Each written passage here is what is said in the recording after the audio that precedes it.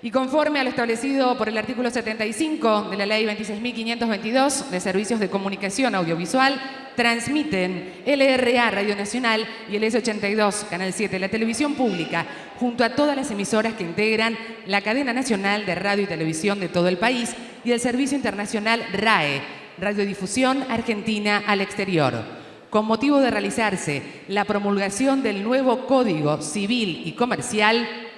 Desde el Museo del Bicentenario de Casa de Gobierno habla para todo el país la señora presidenta de los 40 millones de argentinos, la doctora Cristina Fernández de Kirchner.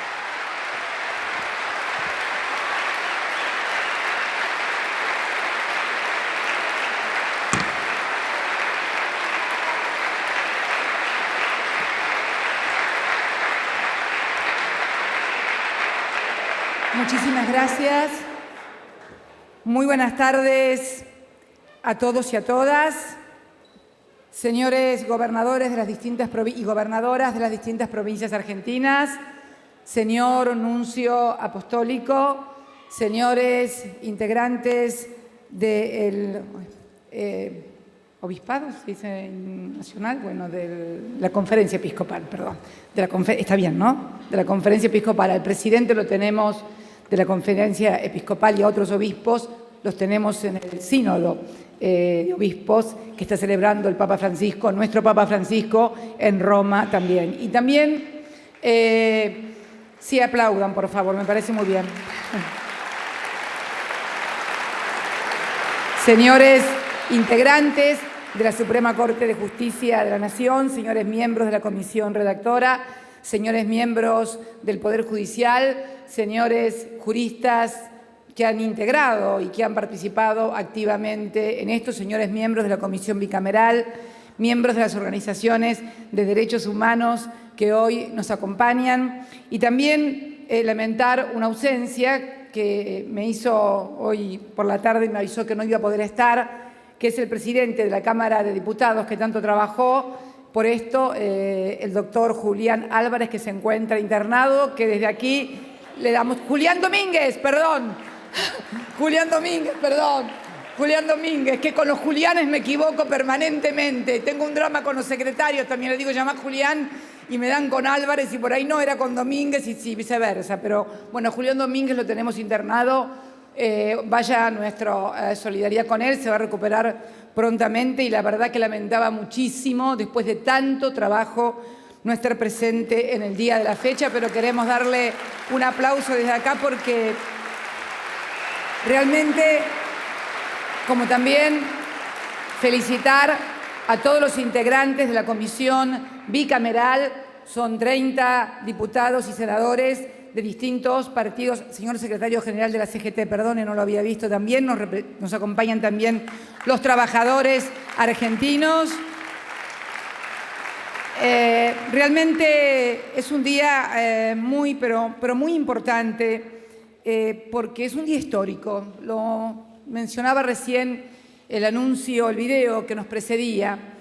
Tengan en cuenta que hoy estamos promulgando un nuevo Código Civil y Comercial de la Nación. En principio estamos unificando ambos códigos que siempre, históricamente, desde su constitución, el comercial en 1862 y el civil en 1869, permanecían separados. La primera gran transformación es que hay un solo código que rige las relaciones personales, civiles y comerciales de todos los argentinos en 2.671 artículos sobre 4.500 artículos que tenían.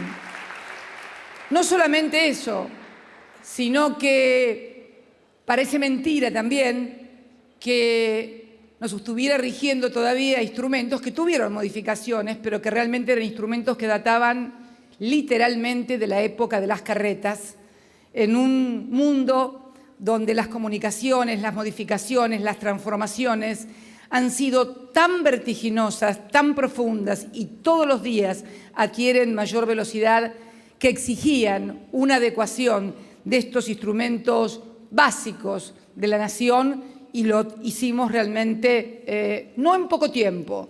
Contra aquellos que decían que las cosas las habíamos hecho rápido, quiero, para no equivocarme, recordar algunas fechas. El primero que... Acá me equivoqué de papeles, un minuto, porque quise hacerlo con papeles para no equivocar las fechas. El primero, que fue el decreto 191/11, sí, el 23 de febrero del año 2011, cuando ni siquiera pensaba que podría volver a ser presidenta. Habían pasado cosas en mi vida hacía muy pocos meses que, bueno, me tenían la cabeza tal vez ocupada en otras cosas, pero no tanto como para no saber que era necesario seguir adelante con mis responsabilidades. Y el 23 de febrero del 2011, por el decreto 191, precisamente se dispuso la creación de una comisión de reforma del Código de Reunificación y de reformas del Código Civil y Comercial de la Nación, integrada por los doctores Ricardo Lorenzetti, Elena Hayton de Nolasco y la doctora Aida Kamelmacher, que además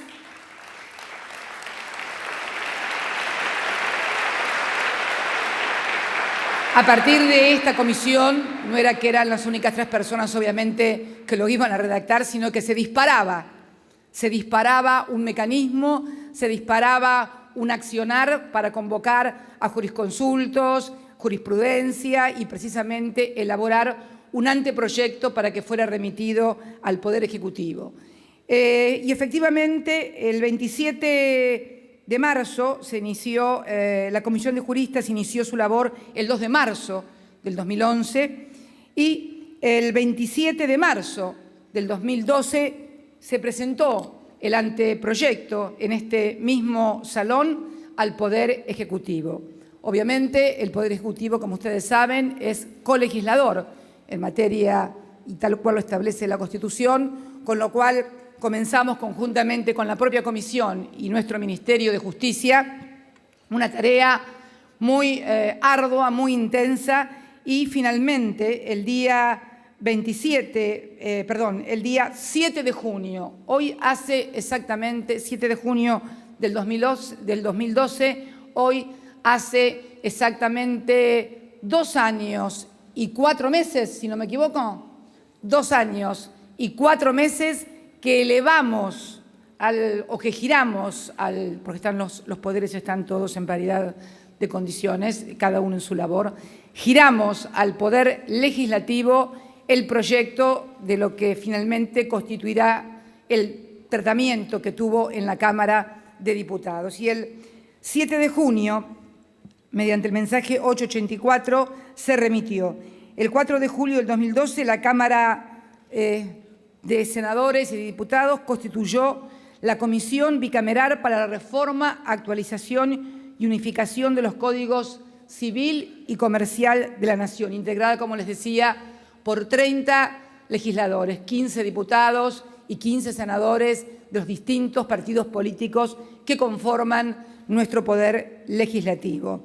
Y a partir de allí se disparó una interacción profunda, federal, a lo largo y a lo ancho del país. La Comisión realizó 29 reuniones, incluidas 18 audiencias públicas en todo el país. Me gustaría, por favor, si pudieran, ahí está el mapa porque se decidió hacer las reuniones dividiendo, obviamente, el país en regiones. Era imposible ir a todas partes, en regiones en base a la densidad.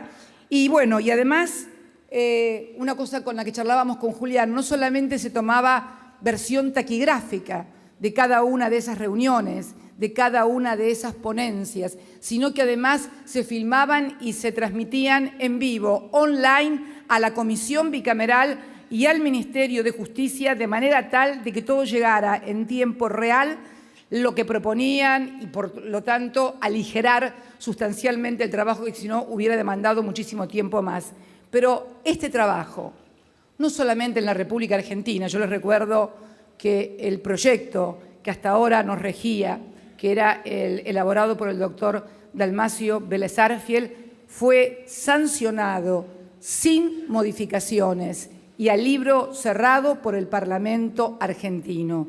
Y además, la reforma más importante y extensa que tuvo ese código sancionado, a libro cerrado, sin discusión y sin debate, se dio también, paradójicamente, en una época no democrática, porque la reforma más importante que tuvo fue la de la Ley 17.711, que fue una reforma que encabezó el entonces ministro del Interior, doctor Guillermo Borda, durante la dictadura de Onganía. Con lo cual vemos entonces que aquellas voces que se levantaban de tratamiento exprés y demás, no hay, creo, antecedentes en el mundo de un tratamiento más aperturista, más participativo y más democrático que este Código Civil y Comercial que hoy tenemos todos los argentinos.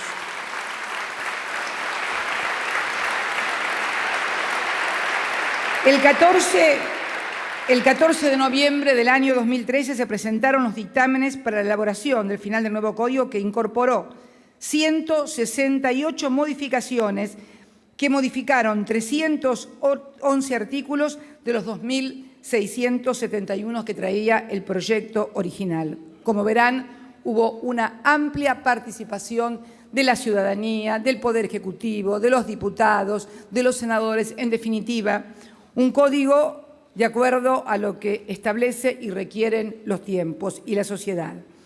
Y realmente siento que este 7 de octubre es un día histórico, porque si bien la Constitución Nacional es obviamente el instrumento legal más importante que rige la vida de una nación, esto es el instrumento más importante que rige la vida cotidiana de las personas, en sus derechos personales, personalísimos, comerciales.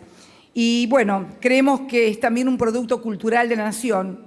Nuestra cultura, como la definiera un miembro de la Corte, es esencialmente plural, pues somos un pueblo multiétnico. Los sobrevivientes de los pueblos originarios, gauchos, mestizos, observen que estoy leyendo. Fíjense qué importante es para mí esto, que no quiero olvidarme absolutamente de nada. Con lo cual, aquel código que tuvo una tradición, el Código de Vélez Sarsfield, una tradición estrictamente europea. Acuérdense, los que son abogados, que todas las citas remitían a von Jhering, o el otro, ¿cuál era? A Savigny. Y bueno, ya me lo olvidé, hace mucho tiempo que no ejerzo la profesión, afortunadamente. Pero este código une la tradición europea, nuestra propia cultura, nuestras propias necesidades, nuestras propias experiencias, nuestras propias vivencias, por lo cual debemos decir que, a diferencia del Código de Vélez Sarsfield, es un producto cultural auténticamente argentino, hijo de la democracia además. No pertenece a ningún partido político, no pertenece a ningún gobierno, es el Código Civil y Comercial de la democracia.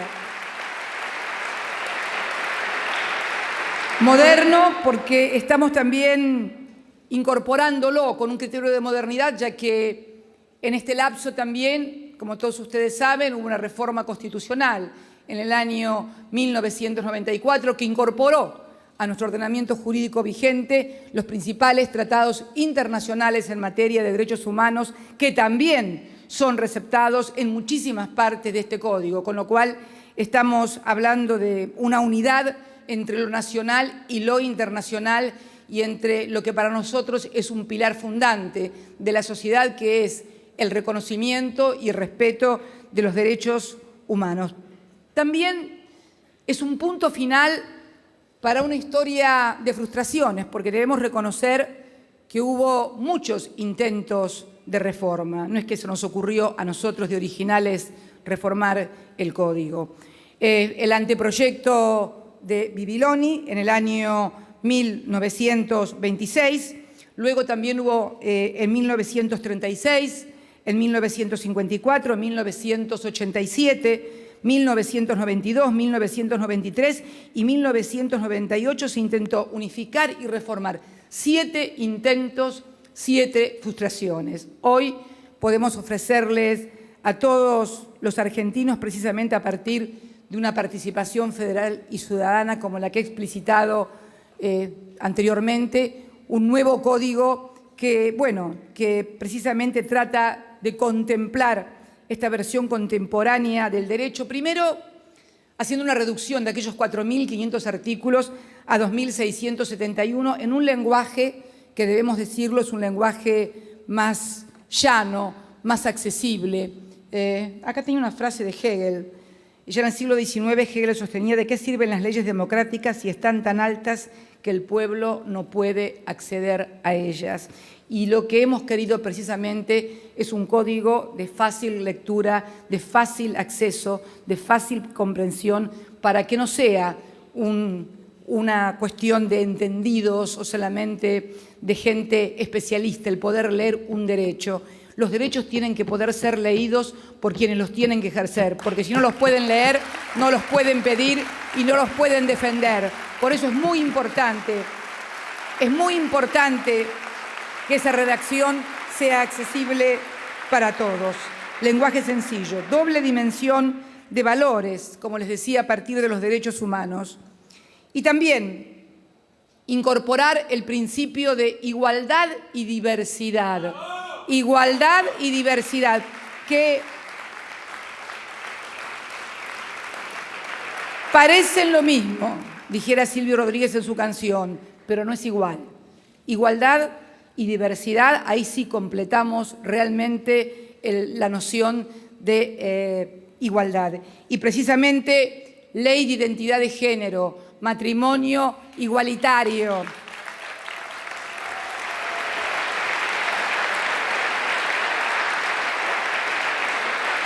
Y también el abuso de posición dominante, la aparición de nuevos sujetos de derecho, como es, por ejemplo, el consumidor. La verdadera ética, que es contemplar los derechos de los vulnerables, están precisamente contemplados a partir de este reconocimiento de que la igualdad solo es posible si se reconoce que somos diferentes, solamente a partir de la noción de desigualdad, de que existe desigualdad y que existe diversidad, es que podemos construir una verdadera noción de igualdad. Lo demás es una ficción, es una ficción.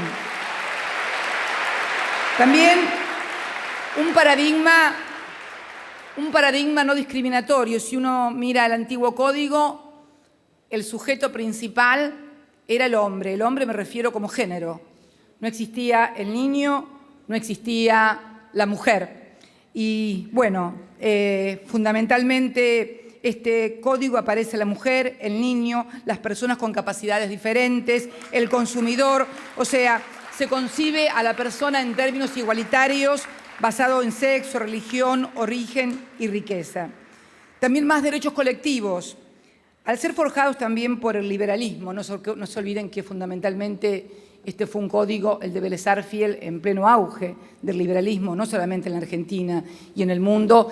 Era el derecho individual, no existían los derechos colectivos, estaba el derecho de la persona por sobre todas las cosas. Por eso se hablaba únicamente de propiedad privada y por eso se hablaba únicamente del hombre. Acá incorporamos fundamentalmente a los derechos colectivos como un nuevo sujeto, un nuevo instrumento también de la sociedad para defender sus derechos frente a sectores de posición de mayor fuerza, de posición dominante, y que es necesario a través de la legislación vigente protegerlo. Por eso están también los derechos de incidencia colectiva que garantizan la defensa del ambiente y los derechos del consumidor. También una nueva concepción de los bienes, como les decía.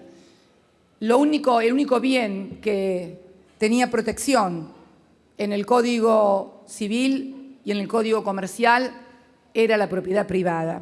Ahora también reconocemos que hay otras que no tienen un valor económico, pero sí poseen otro tipo de valores, como el cuerpo, los órganos, los genes. Y este código los reconoce. Es también la incorporación de nuevos valores, nuevas formas de contratación, que también es muy importante. El nuevo código regula ante una sociedad que se ha transformado profundamente. Yo me acuerdo que cuando uno estudiaba contratos, bueno, tenía los derechos o derechos reales estaban muy limitados. Hoy hemos incorporado también las nuevas formas, nuevos marcos jurídicos como los contratos de fideicomisos, leasing, franquicias, regulando así el marco jurídico para las modernas redes comerciales, especialmente las pymes, y la creación de una figura que he rescatado desde el primer momento y que es la sociedad unipersonal. Se crea a través del nuevo Código Civil y Comercial la sociedad unipersonal. ¿Qué significa esto?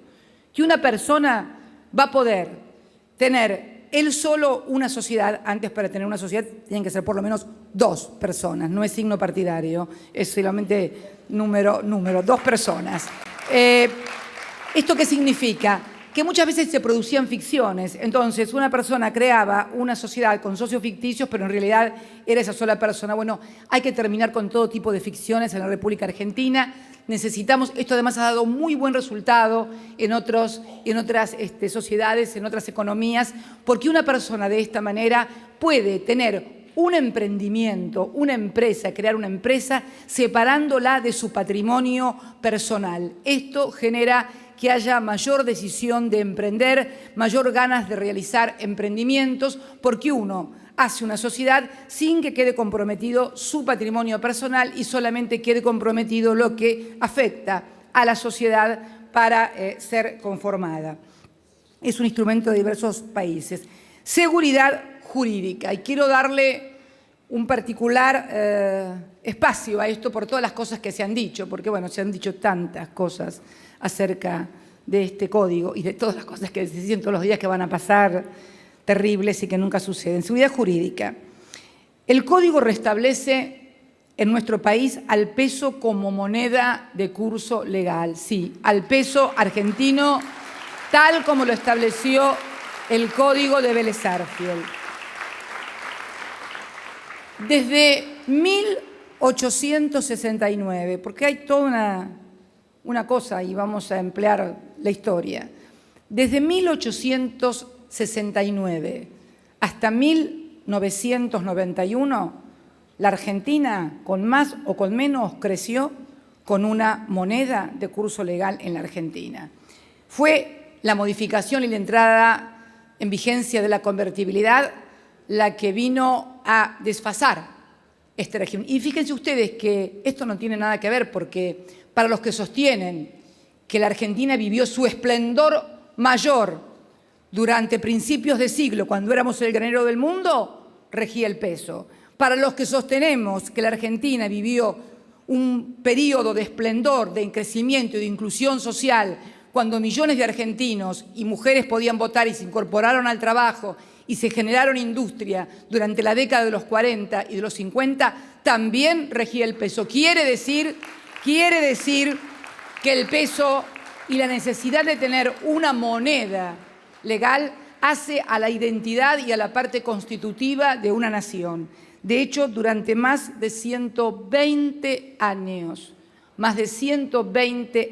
de los 80 que tenemos, los argentinos construimos nuestra nación con el peso como moneda de curso legal.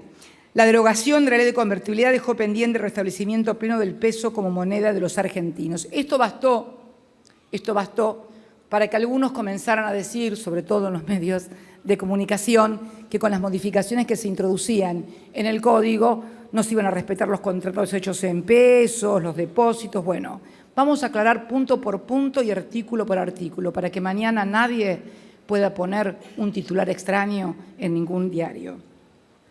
El Código establece en su artículo 765, en el capítulo de las obligaciones, la distinción de moneda de curso legal y de las cosas, de que uno puede realmente pagar las cosas con moneda de curso legal. Pero el artículo 958, y quiero leerlo expresamente, el artículo 958 establece, bajo el principio de la autonomía de la voluntad, y un principio para nosotros los abogados muy especial, que es el pacta sunt servanda, que viene del latín, somos esclavos de o siervos de nuestros propios actos, pactos o contratos, establece, bajo el principio de la autonomía de la voluntad, que las partes son libres de contratar y lo que establecen en el contrato tiene fuerza de ley para las partes, con lo cual esto no resulta, por lo tanto, violatorio de la voluntad de aquellos que quieran hacer contratos en moneda extranjera y de la exigencia. Y para mayor claridad todavía, en los artículos 1408, que es, y el anterior, 1390, perdón, contratos bancarios, 1390, depósito bancario, depósito en dinero. Hay depósito de dinero cuando el depositante transfiere la propiedad al banco depositario, quien tiene la obligación de restituirlo en la moneda de la misma especie, a simple requerimiento del depositante o al vencimiento del término o del preaviso convencionalmente previsto. Lo mismo, a continuación, el artículo 1408, que establece la contrapartida del depósito, el préstamo, o sea, cuando la entidad presta. El préstamo bancario es el contrato por el cual el banco se compromete a entregar una suma de dinero obligándose al prestatario, o sea, el que lo tiene que devolver, a su devolución y al pago de los intereses en la moneda de la misma especie conforme lo pactado. Por lo cual, todas esas afirmaciones, títulos para asustar a la gente, de que los depósitos no iban a tener ningún valor y se iban a devolver en pesos y no se podía hacer ningún contrato, por favor, esto queda absolutamente fuera de lugar y dejado de lado. Estoy leyendo el código, no estoy leyendo el código. Esto lo dice el Código Civil argentino, que además contempla por primera vez lo que no estaba contemplado en ninguna parte y que son el servicio de cajas de seguridad que ofrecen los bancos y que por este código, voy a leer el artículo 1413, el prestador de una caja de seguridad responde frente al usuario, o sea, frente al que pone en la caja, por la idoneidad de la custodia de los locales, la integridad de las cajas y el contenido de ellas conforme con lo pactado y las expectativas creadas en el usuario. Por lo tanto, lo que este código está dando en materia monetaria es certeza, seguridad y certidumbre para todos, para los depositantes, para los bancos, para los usuarios, para los consumidores. También, y es muy importante aclarar esto porque se había hecho toda una historia a través de esto, la responsabilidad del Estado. También se dijo que queríamos modificar la responsabilidad del Estado del Código de Vélez Sarsfield. Bueno, quienes lo dicen no sabrían que jamás Vélez Sarsfield legisló sobre la responsabilidad del Estado. No hay una sola letra, no hay un punto o una coma en el Código Civil que estaba vigente hasta ahora sobre la responsabilidad del Estado y sus funcionarios. Todo lo que había era una mera construcción jurisprudencial que podía ser cambiada por otra jurisprudencia. A partir de seguir la posición de Vélez Sarsfield, que en la nota al artículo 31 sostiene que el Código Civil regula las relaciones de derecho civil, y el 2006-11 que remite al derecho administrativo cuando las cuestiones conciernen o atañen al interés público. O sea, el propio Dalmacio Vélez Sarsfield hacía la distinción entre el código que regulaba a los civiles, el Código Civil, de lo que es el Estado, con el imperium del Estado, con el imperium de Estado soberano que debe regirse por el derecho administrativo. Y por primera vez tenemos en la República Argentina, y por un proyecto que envió el Poder Ejecutivo, una ley que reconoce la responsabilidad del Estado y de sus funcionarios, siguiendo la jurisprudencia de la Corte en el caso Barreto y que remite precisamente a esa nueva ley que es sancionada, por supuesto, por el Congreso, la 26944. Con lo cual, a partir de ahora está regulado por ley la responsabilidad del Estado y de sus funcionarios. Antes no había una coma escrita en ninguna ley ni en ningún código. Y ahora vamos a lo importante también, a lo de las familias, a los nuevos derechos. Las nuevas relaciones de familia incorpora al matrimonio igualitario, a los derechos derivados de las uniones convivenciales,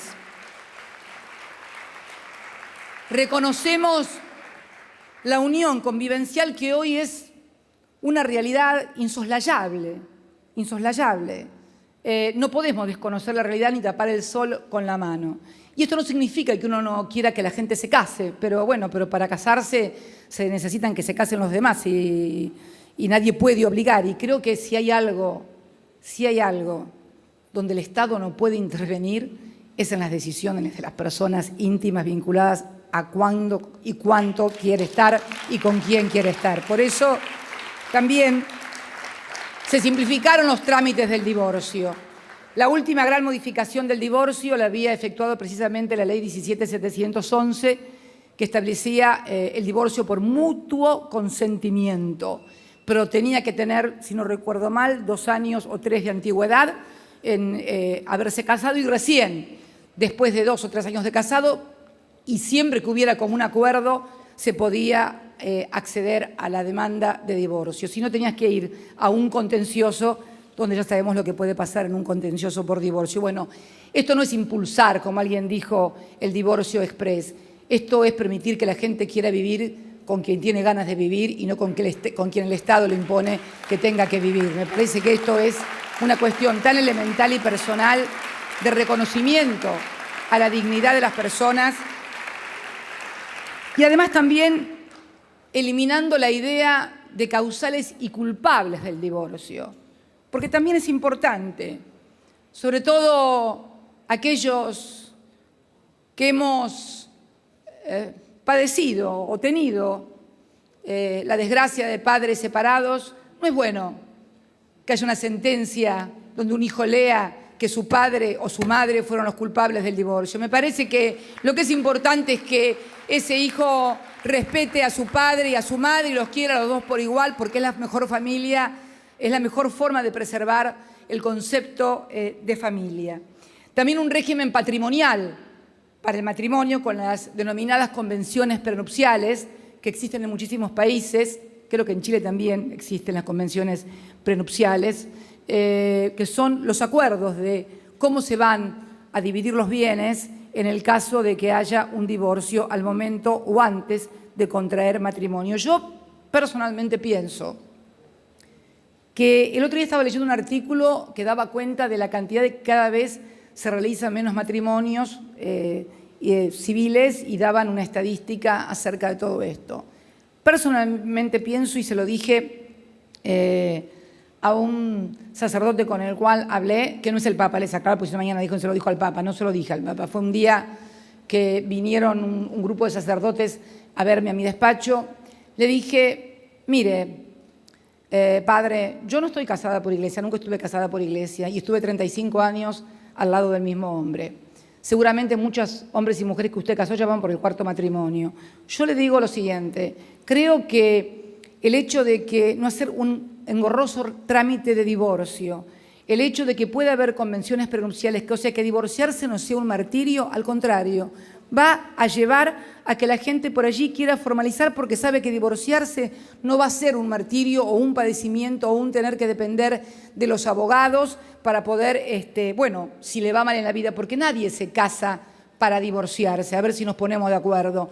Todo el mundo, por lo menos la gente normal, se casa, pienso yo, para toda la vida. Lo que pasa es que a no todos le va bien. Y la verdad que si además de no irte bien, te obligan a que te siga yendo mal, porque no hay una ley que te ampare, creo que está malo eso. Creo que lo que está bueno es que si te fue mal, te ayuden a que puedas mejorar tu vida y solucionarla. Me parece que esto es clave. También se reconoce la voluntad procreacional, o sea, la voluntad de tener hijos. Va a ser también la llave para tener acceso a las técnicas de reproducción asistida, de fertilización asistida. Esto lo hablo también con conocimiento de causa muy directa, de familiares directos que han tenido que recurrir a fertilización asistida y bueno, finalmente les fracasaron todos los tratamientos y de repente quedaron embarazados, seguramente me está viendo y se debe estar agarrando la cabeza, ya sabe de quién estoy hablando.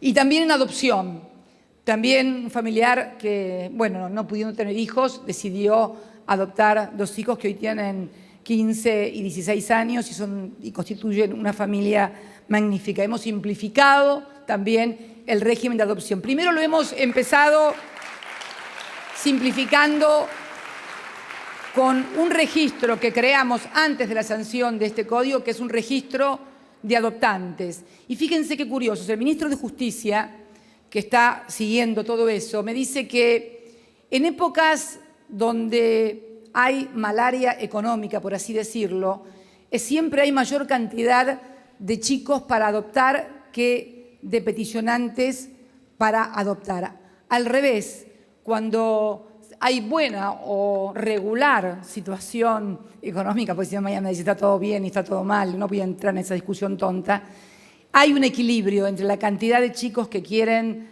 o que necesitan ser adoptados de los que quieren adoptar. Y hoy estamos en el registro en 10.000 y 10.000, me explicaba, logrando un equilibrio. Y también hablar un poco de, creamos la adopción integrada, que es, o adopción por integración, que es el caso de las mujeres que quedan con un chico, se vuelven a casar, por ejemplo, y el marido quiere adoptar ese chiquito que a lo mejor no fue reconocido, fue abandonado por su padre, digamos, de ADN, como decimos, y a ese padre no se le exige ningún trámite y se le reconoce como adopción de integración. O sea, una vez más, facilitándole la vida a la gente y a la integración familiar, que esto es lo que estamos persiguiendo. Y fundamentalmente también un tema de adopción, porque realmente cuando las mujeres dan en adopción, no es porque quieran desprenderse del hijo y abandonar, como algunos dicen, lo abandonó, porque en la mayoría de los casos la primera abandonada siempre es la mujer, siempre es la mujer.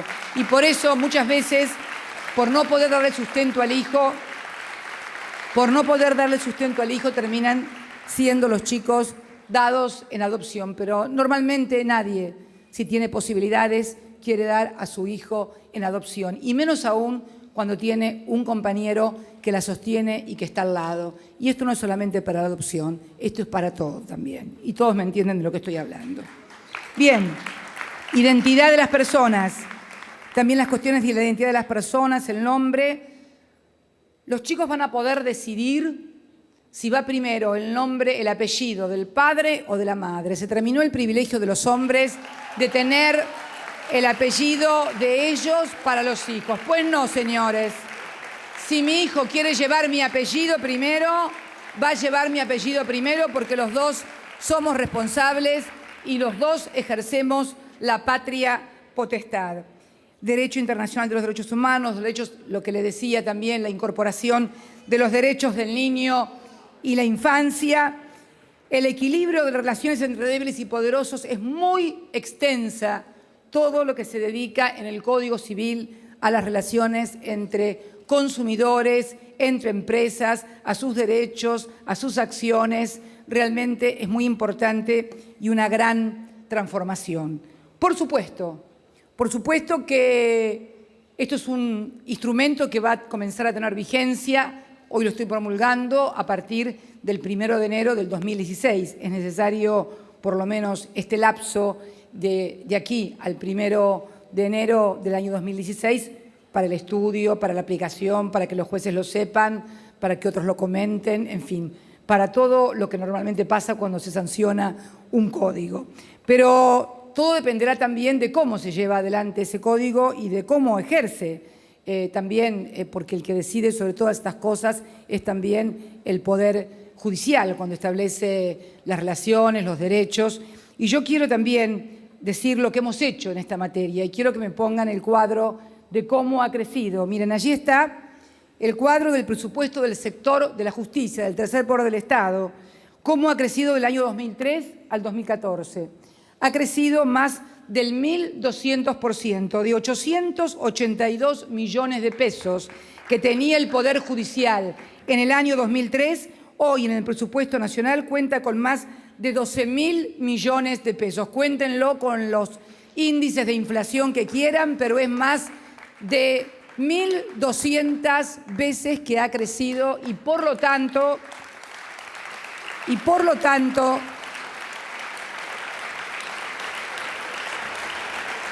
no es por falta de recursos, sino que, bueno, como todas las cosas, deben ser bien administradas y además fundamentalmente también tener celeridad en los juzgados, en los juicios. Por eso también quiero anunciar, y precisamente en un tema que es muy importante para toda la ciudadanía, que en los próximos días vamos a enviar al Parlamento un proyecto de nuevo Código de Procedimiento Penal nacional que transforme el actual sistema y que transforme el actual sistema de inquisitivo en acusatorio, mucho más ágil. Quiero darle algunas cifras. El Código Procesal actual penal data del año 1991, se lo conoce como Código Levene. Ustedes lo recuerdan al doctor Levene, que fue presidente de la Suprema Corte de Justicia, y recogió un sistema mixto que en realidad no está funcionando. Frente a los 20 años de historia, uno tiene que hacer un balance. La justicia penal no logra cubrir expectativas mínimas de celeridad y eficiencia. Esto es una demanda de toda la sociedad. Como servicio de justicia muestra deficiencias serias en términos de resultados y planificación estratégica de su gestión. Se estima, escuchen esta cifra, que con el sistema actual los procesos duran un promedio no menor a los 4 años. Los procesos penales no duran menos de 4 años como promedio. Y esto no es imputable ni al Poder Legislativo ni al Poder Ejecutivo. Tal vez requiera un mejor instrumento. Vamos a darle ese mejor instrumento, que es precisamente sistema acusatorio puro, como en Chile. Por ejemplo, los procesos en Chile se reducen de 3 a 6 meses, los procesos penales. Y les voy a dar una cifra que realmente es impresionante y que marca la necesidad de abordar la modificación del sistema procesal penal. Estamos hablando no de penas, no estamos hablando del Código Penal, del Código de Fondo, estamos hablando del Código de Forma. La media mundial es de 30% de procesados y 70% de condenados, en tanto que en Argentina el promedio de procesados es de 65% y solamente 35% de condenados. Casi la inversa exacta de lo que es el promedio mundial. Se mantiene una manera de trabajo por escrito, muy ritualista. Los jueces son los encargados de investigar y de controlar la legalidad de su propio trabajo, lo cual no es aconsejable ni para los jueces ni para nadie, que uno mismo se controle. Normalmente lo tienen que controlar otros, por eso son controles. Los juicios orales replican por lo general lo reproducido durante la instrucción. No existen vías alternativas para resolver los conflictos, como sería, por ejemplo, la mediación penal. Los trámites recursivos dilatan innecesariamente el proceso. El índice de juicios orales es mínimo respecto de los casos que ingresan anualmente. Hay saturación y poca capacidad de trabajo. Vamos a presentar un proyecto que va a intentar, porque, vuelvo a decir, puede uno tener el mejor instrumento, uno puede tener el mejor instrumental en un quirófano, puede tener los mejores instrumentos, el mejor quirófano, las mejores camillas, los mejores aparatos, pero el que te opera es el médico. Y si el médico o se durmió, o no vino, o llegó tarde, o no sabe, o alguien le dijo que te cortara mal para que te pasara algo, estamos en problemas. Por eso creemos que es necesario una reforma a este Código de Procedimientos Penal que precisamente va a dar a la demanda de justicia por parte de la ciudadanía, que no pasa, como lo he dicho en muchísimas oportunidades, por una cuestión de mano dura ni de mano blanda, simplemente de tener los instrumentos adecuados y los recursos adecuados. Los recursos, como lo vimos, están. Creo que con las reformas como la que hemos actuado ahora en el Código Civil y Comercial, si podemos poner en órbita, como digo yo, un código de procedimientos penal ágil, oral, que agilice los procesos, que no tengamos a la gente, si es culpable, que sea condenado en forma rápida. Y si es inocente, no podemos tener tampoco a una persona 3, 4, 5 años en el sistema carcelario para después decirle que es inocente. Porque la verdad que cuando una persona estuvo 4 o 5 años, tampoco tener a la gente procesada durante años para después decir al cabo de todos esos años o que es culpable o que es inocente. Me parece que también la dignidad de la persona humana y también la tranquilidad de la sociedad requieren que los que son inocentes, bueno, sean declarados inocentes prontamente y los que son culpables sean declarados culpables prontamente, porque eso nos va a hacer vivir en una sociedad con mayor seguridad, con mayor certidumbre. Creo sinceramente que hemos cumplido, y quiero comenzar, o finalizar, mejor dicho, con lo que fue la intervención, como comencé esta intervención. Cuando en este mismo salón me fue entregado el anteproyecto de esta reunificación y modificación y reforma, para decirlo con mayor propiedad, porque no es una modificación, es una verdadera y auténtica y profunda reforma de los códigos civiles y comerciales, no pensaba ni siquiera que podía volver a llegar a ser presidenta. ¿Por qué digo esto? Para todo lo que se dijo en algún momento acerca de las intenciones, de lo que uno quería hacer, en realidad lo que uno quiere es dejarle al país donde uno vive, al país donde viven sus hijos, sus nietos, un mejor país. Y que cuando hacemos esta presentación, la próxima que hagamos del Código de Procedimiento Penal para estar acorde con todas las provincias, lo hacemos con esta sana y clara intención, con este claro y sano propósito de lograr que a la gente se le simplifiquen las cosas, que la gente pueda vivir mejor, que la gente cuente con instrumentos acorde. Hemos hecho mucho en políticas de inclusión, de economía. Yo creo que este Código Civil, en cierta manera, plasma parte de todas las conquistas sociales, políticas, de igualdad y diversidad que hemos logrado en estos años, para que queden plasmadas precisamente en un código que nos represente a todos y que sea un logro de todos. Quiero agradecer especialmente a la comisión redactora, quiero agradecer especialmente a todos los diputados y diputadas que participaron en la sanción de esta norma. Quiero agradecer a todos aquellos que individualmente o bajo la forma de organizaciones no gubernamentales, organizaciones privadas participaron en la discusión. Quiero también agradecer a todas las iglesias, a todos los credos que participaron activamente con nuestras diferencias. Por eso me gustó tanto también el documento del episcopado argentino, que reconoció las diferencias que podíamos tener en algunas cosas, pero que reconoció que había un trabajo de consulta, de participación, que es lo que realmente reclama la sociedad. La sociedad no reclama que estemos en todo de acuerdo, pero que por lo menos tengamos la valentía de sentarnos a debatir las diferencias y no escapar por una puerta para no debatirlas. Necesitamos una sociedad madura, necesitamos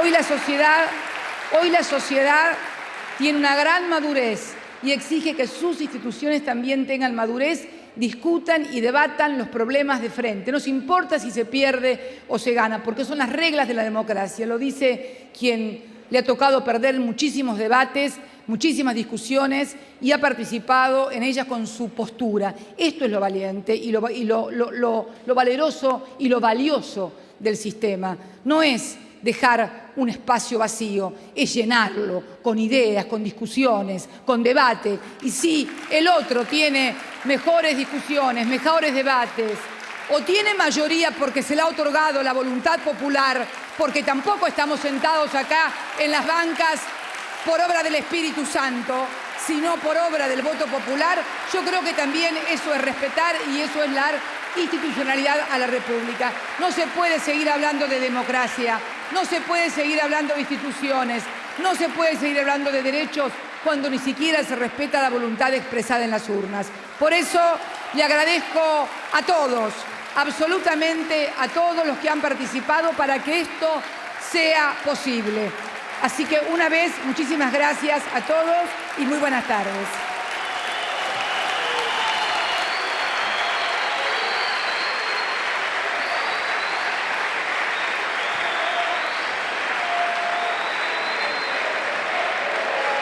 Conforme a lo establecido por el artículo 75 de la Ley 26.522 de Servicios de Comunicación Audiovisual, transmitieron hasta aquí LRA Radio Nacional y el S82, Canal 7 de la Televisión Pública, junto a todas las emisoras que integran la cadena nacional de radio y televisión de todo el país y de servicio internacional RAE, Radiodifusión Argentina al Exterior, con motivo de realizarse la promulgación del nuevo Código Civil y Comercial.